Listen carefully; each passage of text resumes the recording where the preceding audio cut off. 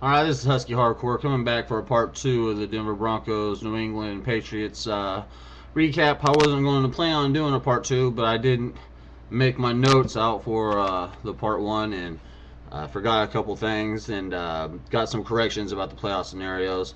I got a buddy that makes fun of me with about my notes, but this is what happens when you don't have your notes out there and ready. You got to come back and do a freaking part two. Alright, a couple things I forgot. We were -3 in the turnovers, and when the teams in the NFL so far have been -3 in turnovers, they're 1 for 33.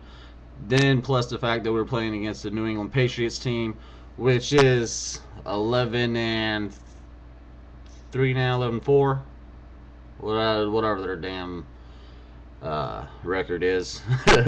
uh, I mean, it's a good team against Tom Brady. You can't expect to win games that way. Again, like I said in the last game, that turnovers really did hurt us. Um, we'll go ahead and I'll make some of the corrections. Chiefs do not play the Chargers this next week, or the Raiders do not play the Chargers this next week. The Chiefs play the Raiders, and then they play the Chargers the week after that. The Raiders do. So,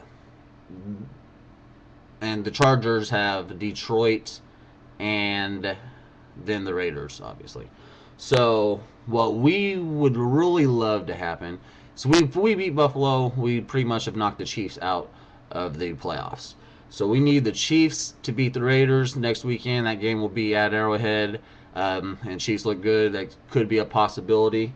And of course, San Diego's playing really good right now. So if but if Detroit can beat them next week and we can win that game, everything goes out. We won't have to worry about the last game of the season, which to me is what I would be ideal for us. Obviously, not having to worry about the last game of the season, having to win it to make sure that we were in. But what really scares me is about that Chiefs game, and it's probably just because I just watched this yesterday. I watched on the NFL Network. Actually, I watched it on the internet, but